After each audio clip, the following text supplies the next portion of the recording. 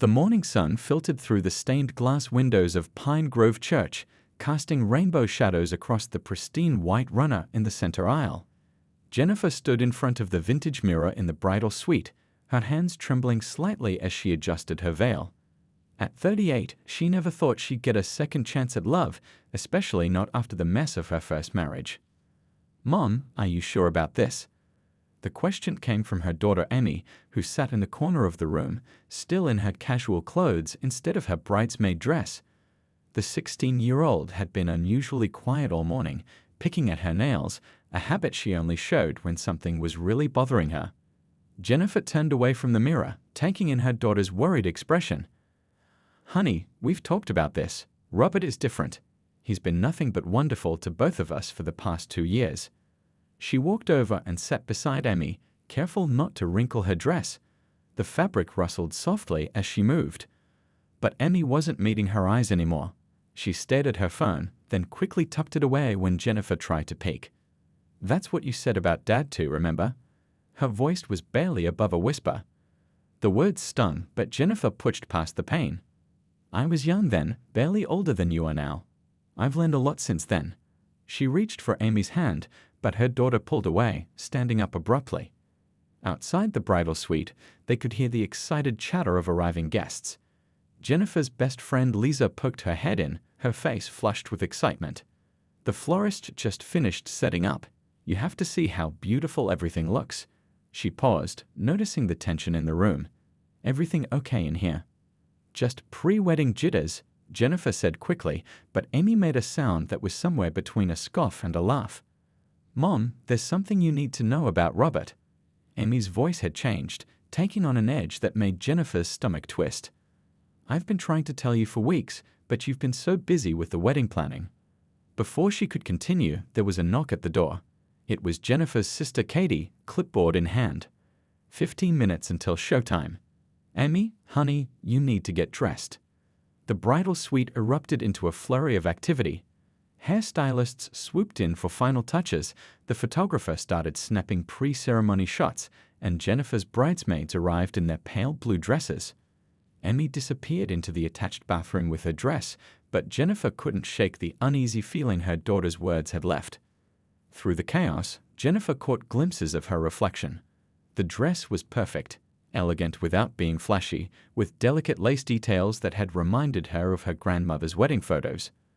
Robert had insisted on paying for it, even though it was way over their original budget.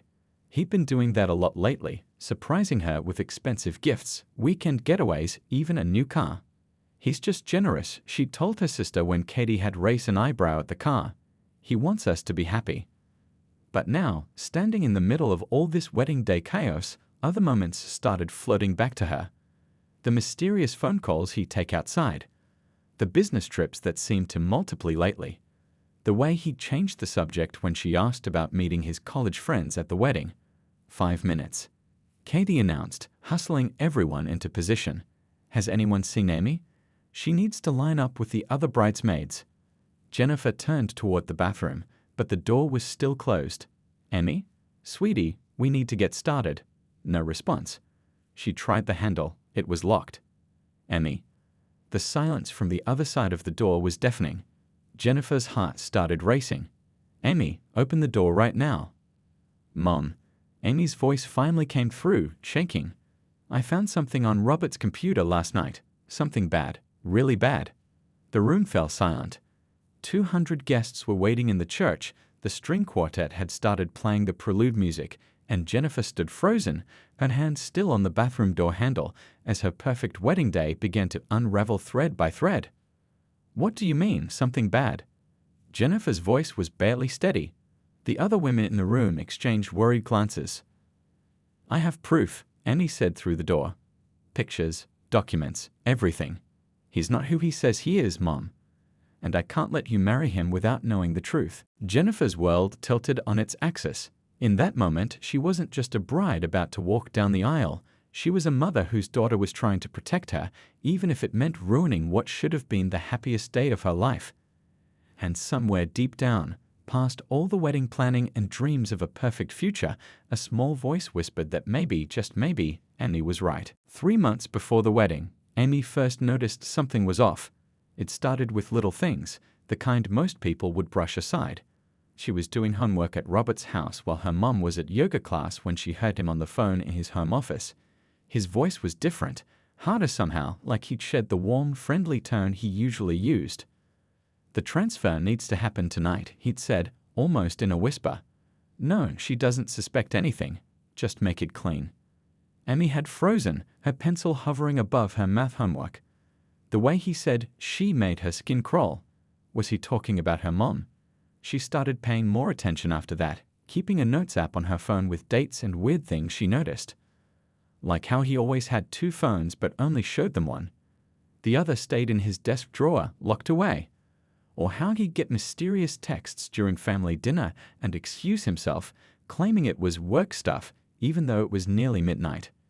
"You're being paranoid," her best friend Lily told her over lunch at school.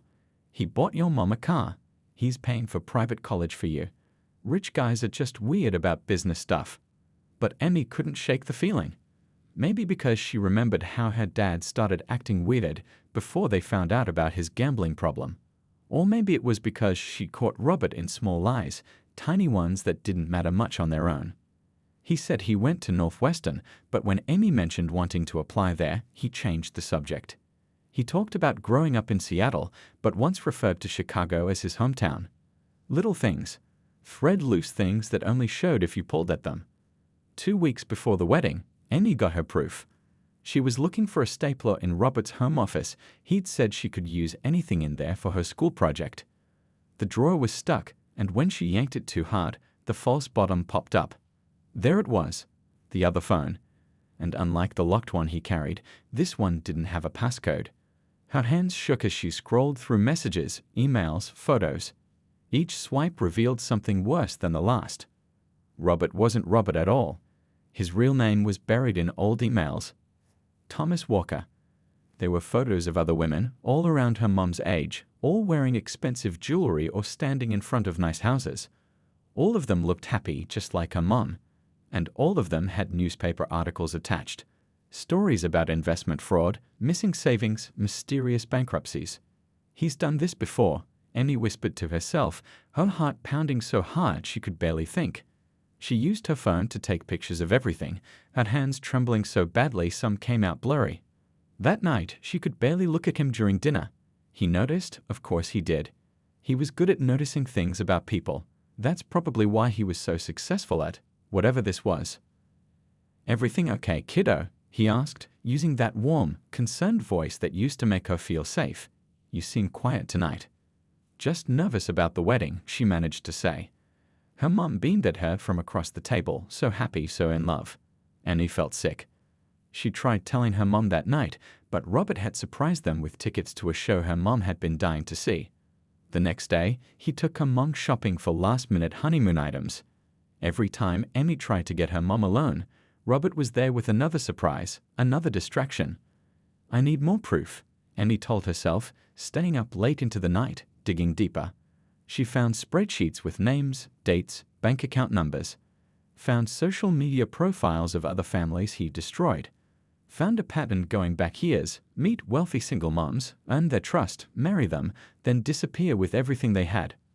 The worst part? Some of his victims had teenage daughters too. In every case, he promised to pay for their college. In every case, the money vanished along with him, dreams of education shattered along with their mothers' hearts. Emmy didn't sleep much that week. She printed everything, organized it all in a folder. Tried calling her mom's sister, but she was already on a plane to the wedding. Tried telling her grandmother, but she just said all men had secrets and Amy should be grateful her mom found someone willing to take care of them. But that was just it. Robert wasn't taking care of them. He was setting them up for the biggest fall of their lives. And now, watching her mom get ready for her wedding day, Annie realized she was out of time. She had to tell her. Had to show her. Even if it meant ruining everything. Because sometimes love means being brave enough to break someone's heart to save them from something worse. The day Emmy discovered the truth started like any other. She was cleaning Robert's home office, something she'd started doing to earn extra money for her photography class. The afternoon sun streamed through the windows, dust particles dancing in the light as she wiped down the wooden desk. The cleaning spray bottle slipped from her hands, rolling under the heavy oak desk. When she crawled to retrieve it, her elbow knocked against something, a small lever hidden underneath. There was a soft click, and a panel popped open in the desk's side. Emmy's heart skipped a beat. Inside was a sleek black phone she'd never seen before, different from the one Robert always carried. Her hands trembled as she picked it up, half expecting an alarm to go off. The screen lit up without asking for a password. "Oh no," she whispered, scrolling through the messages. "No, no, no." The phone contained hundreds of texts and emails, all using different names. Howard Chen in Los Angeles, Richard Mills in Denver, David Thompson in Boston. All the same man, all Robert. Photos showed him with different women, all of them looking at him the same way her mom did. With trust, with love. But it was the spreadsheet that made her stomach turn. Detailed lists of bank accounts, social security numbers, investment portfolios. Next to each woman's name was a target amount and a withdrawal date. Some of the numbers had so many zeros they didn't look real. Emmy's hands shook so badly she almost dropped the phone. She grabbed her own phone and started taking pictures of everything, the messages, the spreadsheets, the photos. Her mind raced back to all the expensive gifts Robert had given them. The car. The promise to pay for her college. The dream house he said they'd move into after the wedding. A sound from downstairs made her jump. Keys in the front door. Robert was home early. Emmy quickly put the black phone back, making sure the panel clicked shut. She grabbed the cleaning supplies and tried to steady her breathing. "Hey, kiddo," Robert called from downstairs. "Got any homework today?" "Just finishing up." Her voice sounded strange even to herself. She hurried down, praying he wouldn't notice how pale she must look. He was in the kitchen, unpacking groceries.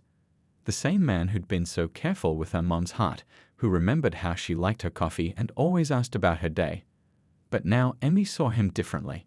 Like looking at one of those pictures that change when you tilt them, in one light a loving father figure, in another a predator waiting to strike. "I got those cookies you like," he said, holding up a package. "And some supplies for the wedding favors your mom wanted to work on tonight." Emmy forced a smile. "Thanks." She grabbed her backpack, needing to escape before she gave herself away. "I should get home, lots of studying to do." "Need a ride?" "No," she said it too quickly. "I mean, no thanks.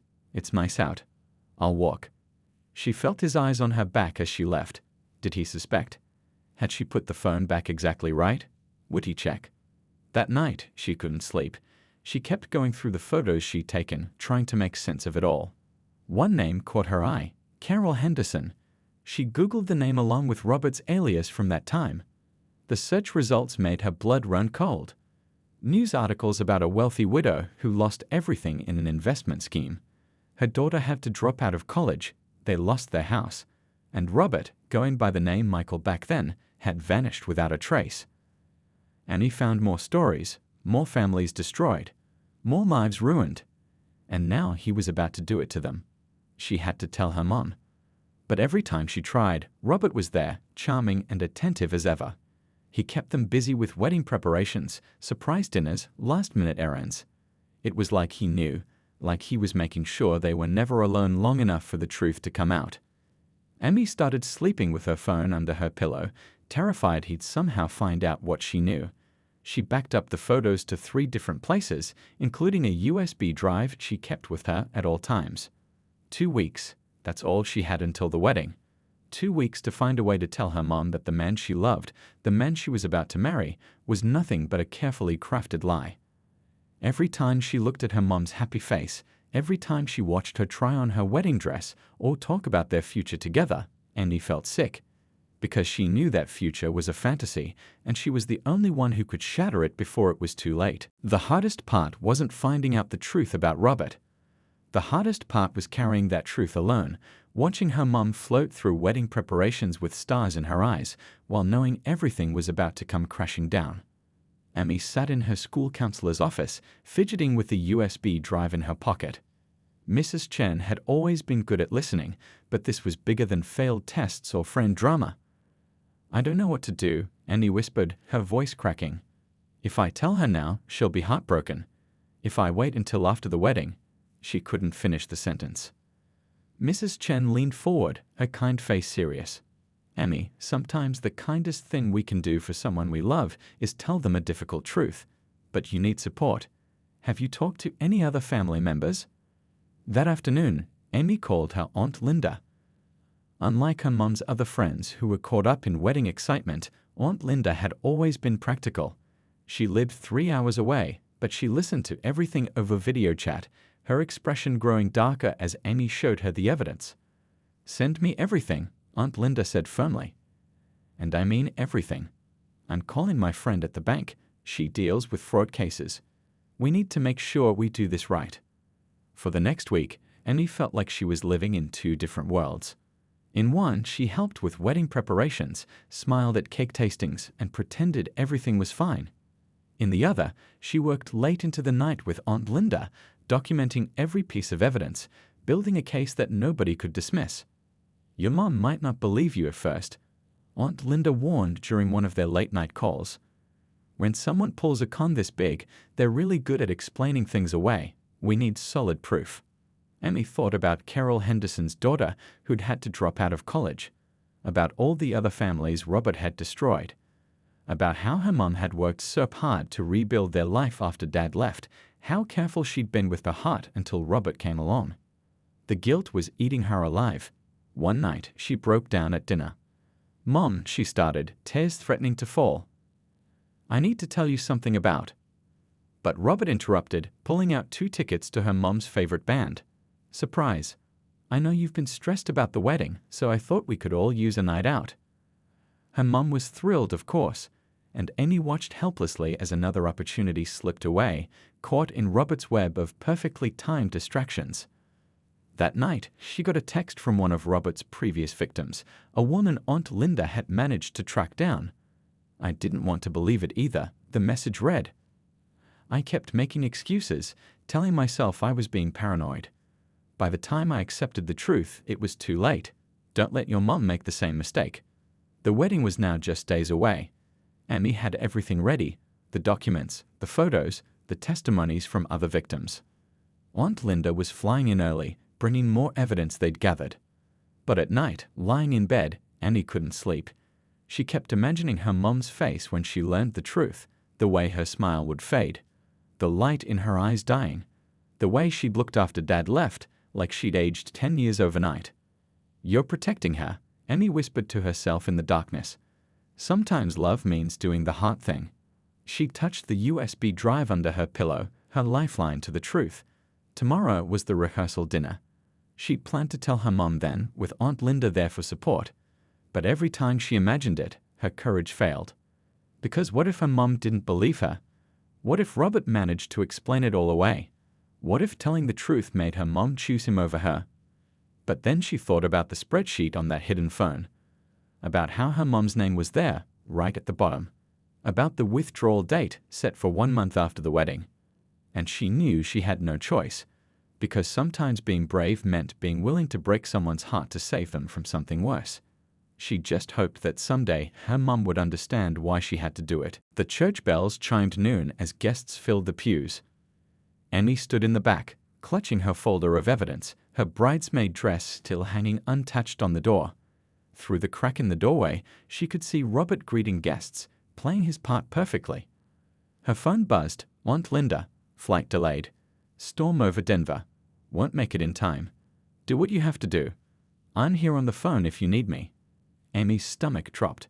She'd been counting on her aunt's support. Now she was alone, watching the minutes tick away like a countdown to disaster. The wedding coordinator bustled in. "Amy, you're not dressed. We start in 20 minutes.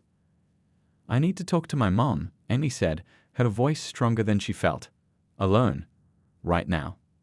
"Honey, there's no time. The photographer wants." "Please." Amy's voice cracked. "It's important."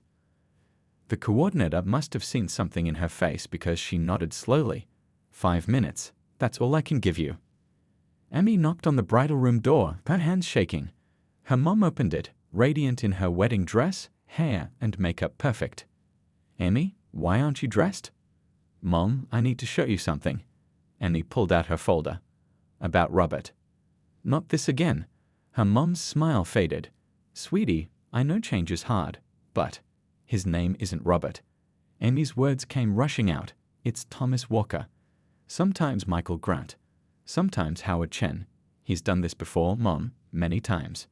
She spread the documents on the vanity. Bank statements, news articles, photos of other wives, other families. Her mom's face grew paler with each page. This is some kind of mistake, her mom whispered, but her hands trembled as she picked up a photo of Robert, under a different name, with another family. He said he'd never been married. He targets single moms, and he continued, her heart breaking as she watched reality crack her mom's perfect day. He convinces them to combine accounts after the wedding, then The door opened. Robert stood there, his best man's smile fading as he took in the scene. The scattered documents, the tears in her mom's eyes.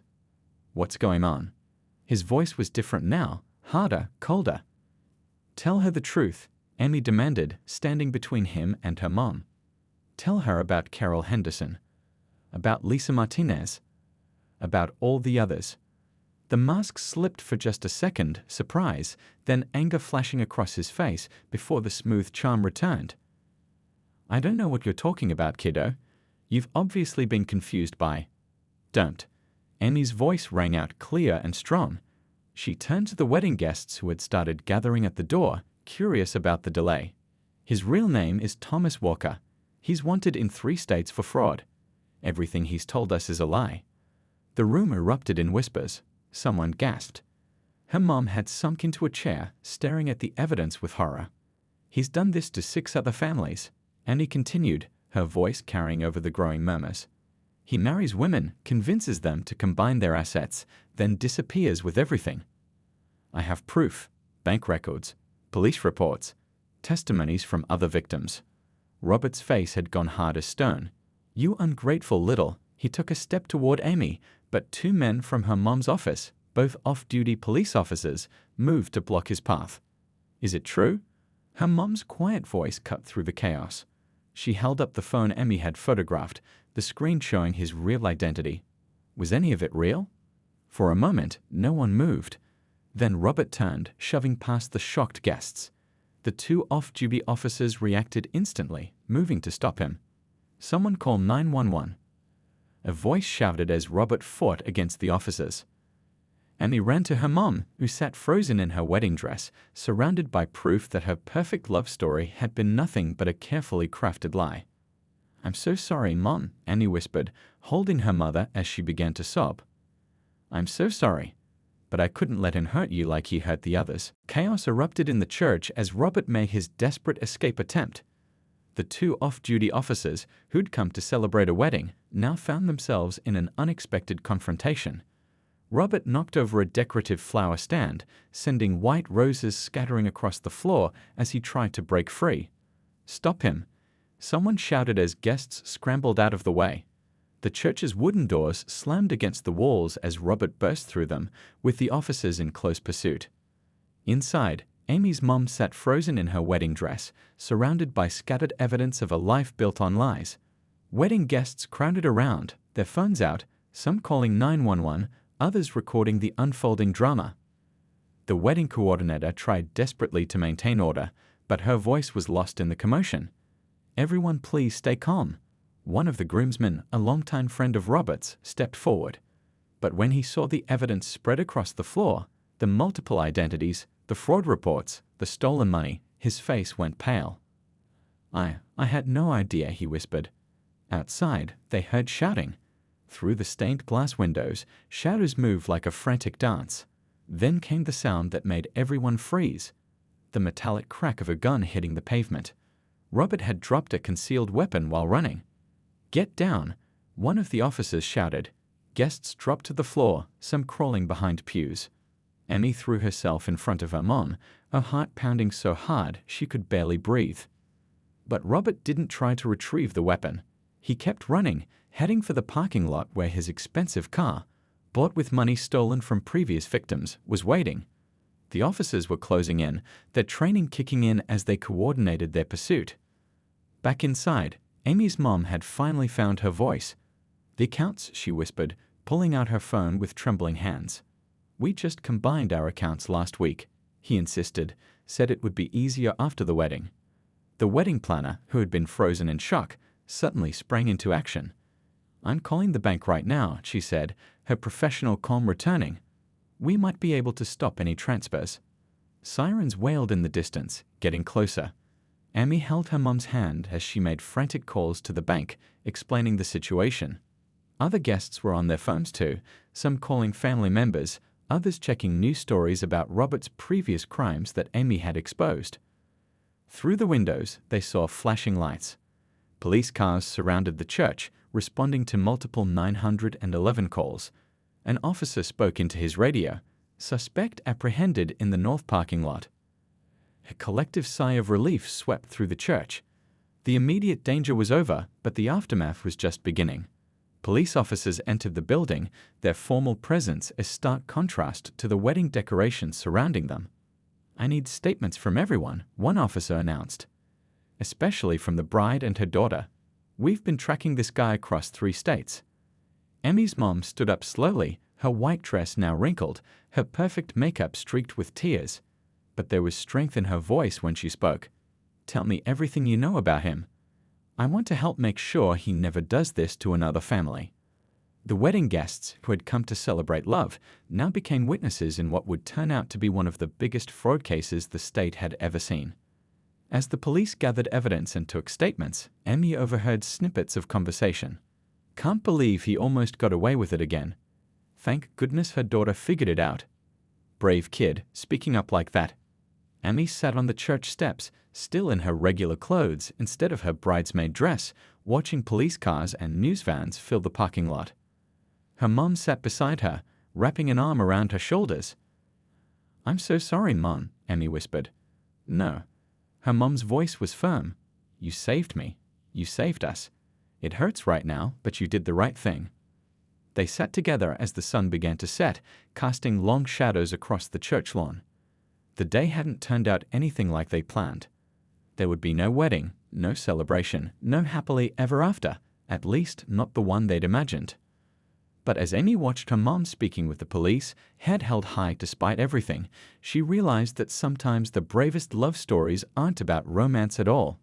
Sometimes they're about having the courage to protect the people you care about, even when it breaks your heart to do it. 6 months after the wedding that never was, the courthouse buzzed with activity. Amy sat beside her mom in the front row, watching as Robert, now known by his real name, Thomas Walker, faced justice. The prosecution had built an airtight case, combining evidence from multiple states. The defendant preyed on vulnerable families, the prosecutor stated, had a voice firm. He created elaborate schemes to gain trust, using children's college funds as bait to lure hardworking single mothers into his web of deception. Amy squeezed her mom's hand as they listened to testimony from other victims. Carol Henderson described losing her life savings. Another woman explained how her daughter had to abandon her dream of medical school. Each story echoed their near escape, making Amy grateful she'd spoken up when she did. The evidence Amy had gathered played a crucial role. Her detailed documentation, including the hidden phone's contents, helped authorities track down other victims. The investigating officer later told them that her quick thinking in photographing everything had preserved crucial evidence that might otherwise have been destroyed. "Your daughter's actions didn't just save you," he explained. "She helped us build a case that's bringing justice to families across 3 states." The trial lasted 2 weeks. When the verdict came in, guilty on all counts, Amy watched Robert's confident facade finally crumble. The judge's sentence was severe, 15 years in prison, plus orders to repay millions in restitution to his victims. But the real healing happened outside the courtroom. Amy's mom had thrown herself into helping other fraud victims, starting a support group that met weekly at their local community center. The women shared stories, offered advice, and helped each other rebuild their lives. "Sometimes the worst moments lead us to our true purpose," her mom said one evening, sorting through pamphlets for their newest initiative, a financial literacy program for single parents. The light in her eyes was different now, not the blinding sparkle of romance, but something steadier, stronger. Their own lives had changed too. They'd moved to a smaller apartment, adjusting to a simpler lifestyle after the financial hit. But somehow, they felt richer. Their bond, tested by crisis, had grown unbreakable. Emmy's mom started dating again, but differently this time. She was more cautious, yes, but also more confident in her ability to spot red flags. She included Amy in the process, valuing her daughter's instincts. The local news ran a feature story about their experience, focusing on how Emmy's investigation had cracked the case. The headline read, "Teenage Daughter's Detective Work Brings Down Multi-State Fraud Ring." But Emmy didn't feel like a hero. She'd just been a daughter who loved her mom enough to risk everything to protect her. 1 year after the failed wedding, they held a different kind of celebration. Amy's mom had earned her certification as a financial fraud counselor, and they invited everyone who'd supported them through the ordeal. The off-duty officers who'd stopped Robert, the wedding coordinator who'd helped freeze the accounts, and even Carol Henderson, who'd become a close friend. "I used to think love meant finding the perfect partner," Amy's mom said during her certification speech. "But my daughter taught me that real love is about having the courage to speak truth, even when it hurts. About protecting each other, even when it's hard." The story of the wedding day revelation became something of a local legend, shared as a cautionary tale about trust and redemption, but for Amy and her mom, it was simply their story. A reminder that sometimes the happy ending isn't a wedding or a perfect romance, but the strength you find in each other when all the fairy tale trappings fall away. As they drove home from the courthouse that final day, Amy noticed her mom smiling. A real smile, not the brittle one she'd worn during the worst days of the scandal. "What are you thinking about?" Amy asked. "I'm thinking," her mom replied, "that sometimes the best love stories aren't about finding Prince Charming. Sometimes they're about a daughter brave enough to slay the dragon before he gets to the castle."